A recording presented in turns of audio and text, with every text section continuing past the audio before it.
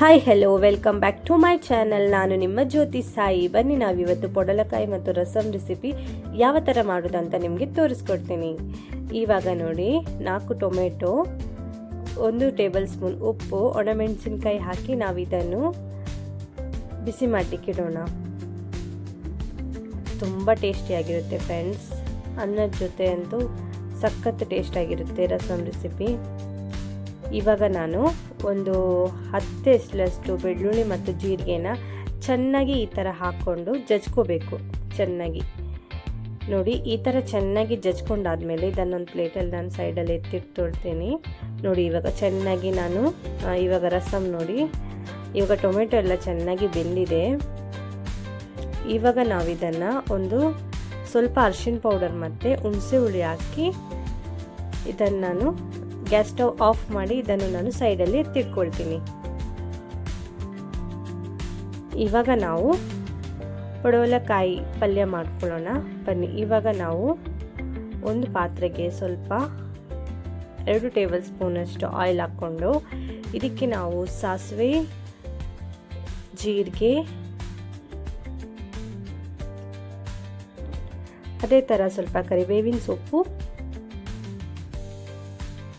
ಸ್ವಲ್ಪ 1-2 ಹಸಿಮೆಣಸಿನ್ಕಾಯಿ ಹಾಕಿ ಇದನ್ನು ಚೆನ್ನಾಗಿ ನಾವು ಫ್ರೈ ಮಾಡ್ಕೊಳ್ಬೇಕು. ಈ ಥರ ಚೆನ್ನಾಗಿ ಫ್ರೈ ಮಾಡ್ಕೊಂಡಾದ್ಮೇಲೆ ನೋಡಿ, ಚೆನ್ನಾಗಿ ಫ್ರೈ ಮಾಡ್ಕೊಳ್ಬೇಕು. ಇವಾಗ ನಾನು ಒಂದು 5-6 ಎಸಳಷ್ಟು ಬೆಳ್ಳುಳ್ಳಿನ ಎಣ್ಣೆಯಲ್ಲಿ ಚೆನ್ನಾಗಿ ಫ್ರೈ ಮಾಡ್ಕೊಳ್ತೀನಿ. ರಸಮ್ ನಾನು ಆರ್ಲಿಕ್ಕೆ ಇಟ್ಟಿದ್ದೀನಿ.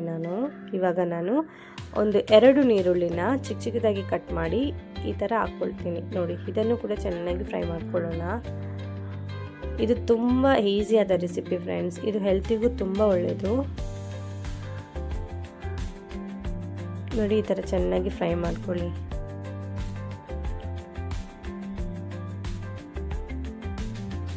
ಇವಾಗ ನಾನು 2 ಟೊಮೆಟೊನ ಕಟ್ ಮಾಡಿ ಹಾಕ್ಕೊಳ್ತಾ ಇದ್ದೀನಿ, ಚಿಕ್ಕ ಚಿಕ್ಕ ಟೊಮೆಟೊ.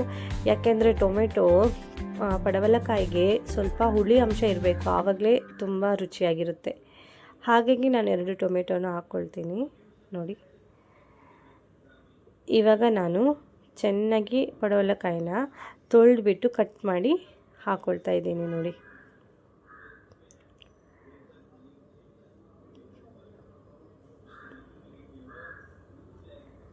ಇದು ತುಂಬ ಟೇಸ್ಟಾಗಿರುತ್ತೆ ಫ್ರೆಂಡ್ಸ್. 1 ಟೇಬಲ್ ಸ್ಪೂನ್ ಉಪ್ಪು, 1 ಟೇಬಲ್ ಸ್ಪೂನ್ ಅರಿಶಿನ ಪೌಡರ್ ಹಾಕಿ ಈ ಥರ ಚೆನ್ನಾಗಿ ಮಿಕ್ಸ್ ಮಾಡ್ಕೊಳ್ಳಿ.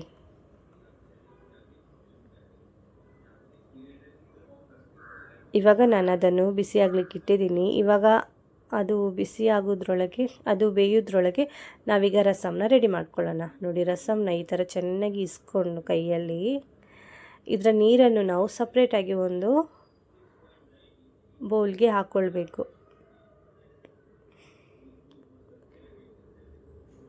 ಇವಾಗ ನಾನು ಸಪ್ರೇಟಾಗಿ ಒಂದು ಬೌಲಲ್ಲಿ ಹಾಕ್ಕೊಂಡಿದ್ದೀನಿ.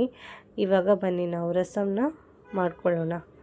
ನೋಡಿ, 2 ಟೇಬಲ್ ಸ್ಪೂನ್ ಆಯಿಲ್ ಹಾಕಿ ಅದಕ್ಕೆ ಸಾಸಿವೆ, ಜೀರಿಗೆ ಹಾಕಿ, ಜೀರಿಗೆ ಮತ್ತು ಬೆಳ್ಳುಳ್ಳಿ ಜಜ್ಜಿಟ್ಕೊಂಡಿದ್ದೀವಲ್ಲ ಅದನ್ನು ಹಾಕ್ಕೊಂಡು ಚೆನ್ನಾಗಿ ಫ್ರೈ ಮಾಡ್ಕೊಳ್ಬೇಕು. ಇಷ್ಟೇ ಫ್ರೆಂಡ್ಸ್. ಇದು ತುಂಬ ಟೇಸ್ಟಾಗಿರುತ್ತೆ.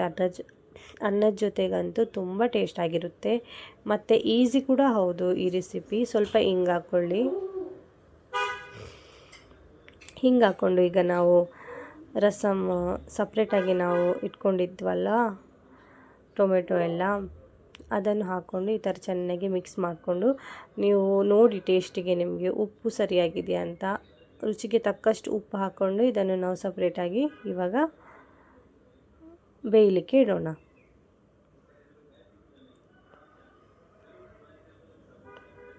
ತುಂಬ ರುಚಿಯಾಗಿರುತ್ತೆ. ಶೀತ ಎಲ್ಲ ಆಗಿದ್ದರೆ, ಕೋಲ್ಡ್ ಎಲ್ಲ ಆಗಿದ್ದರೆ ತುಂಬ ಒಳ್ಳೆ ರೆಸಿಪಿ ಇದು ರಸಮು. ಬೆಳ್ಳುಳ್ಳಿ ಮತ್ತು ಬೇಕಾದರೆ ನಿಮ್ಗೆ ಸ್ವಲ್ಪ ಕಾಳು ಮೆಣಸು ಕೂಡ ಹಾಕ್ಕೊಳ್ಳಿ, ತುಂಬ ಚೆನ್ನಾಗಿರುತ್ತೆ. ನೋಡಿ, ಇವಾಗ ನಂದು ಪಲ್ಯಕ್ಕೆ ನಾನೀಗ ತೆಂಗಿನಕಾಯಿನ ಮಿಕ್ಸಿಯಲ್ಲಿ 1-2 ಸಲ ಇದು ಪೌಡರ್ ಮಾಡಿ ಈ ಥರ ಮೇಲೆ ಹಾಕ್ಕೊಳ್ಬೇಕು. ನೋಡಿ ಈ ಥರ ಚೆನ್ನಾಗಿರುತ್ತೆ ಫ್ರೆಂಡ್ಸ್. ಈ ರೆಸಿಪಿನ ಒಂದು ಸಲ ಟ್ರೈ ಮಾಡಿ ನೋಡಿ, ಹೇಗೆ ಆಗಿದೆ ಅಂತ ನನಗೆ ಕಮೆಂಟ್ ಬಾಕ್ಸಲ್ಲಿ ತಿಳಿಸಿ. ಅದೇ ಥರ ನಾನು ತುಂಬ ವೀಡಿಯೋಸ್ಗಳನ್ನ ಹಾಕಿದ್ದೀನಿ, ಆದಷ್ಟು ಎಲ್ಲರೂ ಸಪೋರ್ಟ್ ಮಾಡಿ ನನ್ನ ವೀಡಿಯೋಸ್ಗಳನ್ನ ನೋಡಿ. ನೋಡಿ ಇವಾಗ ನಾನು ಕೊತ್ತಂಬರಿ ಸೊಪ್ಪನ್ನ ಹಾಕ್ಕೊಳ್ತೀನಿ ಫೈನಲಾಗಿ. ಈ ಥರ ಮಿಕ್ಸ್ ಮಾಡಿಕೊಂಡ್ರೆ ಆಯಿತು ಫ್ರೆಂಡ್ಸ್. ರುಚಿ ರುಚಿಯಾದ ಪೊಡಲಕಾಯಿ ಪಲ್ಯ ರೆಡಿಯಾಗಿದೆ ನೋಡಿ, ತುಂಬ ಟೇಸ್ಟಾಗಿರುತ್ತೆ ನೋಡಿ. ರಸಮ್ ಕೂಡ ರೆಡಿ ಆಯಿತು ನಮ್ಮದು. ಇವಾಗ ಒಂದು ಸ್ವಲ್ಪ ತುಂಬ ನಾವು ಅದನ್ನು ಬಿಸಿ ಮಾಡಲಿಕ್ಕೆ ಬಿಡಬಾರ್ದು. ರಸಮ್ನ ಲೈಟಾಗಿ ಈ ಥರ ಬಿಸಿ ಆದರೆ ಸಾಕು. ನಾವು ಕೊತ್ತಂಬರಿ ಸೊಪ್ಪನ್ನ ಮೇಲೆ ಹಾಕ್ಕೊಂಡು ಇಷ್ಟೇ ಸಾಕು ಫ್ರೆಂಡ್ಸ್. ಇದನ್ನು ಗ್ಯಾಸ್ ಸ್ಟವ್ ಆಫ್ ಮಾಡಿ ಬಿಡಬೇಕು. ಇವಾಗ ನಮ್ಮದು ಪೊಡಲಕಾಯಿ ಮತ್ತು ಟೊಮೆಟೊ ರಸಮ್ ರೆಡಿಯಾಗಿದೆ ನೋಡಿ, ತುಂಬ ಟೇಸ್ಟಾಗಿರುತ್ತೆ.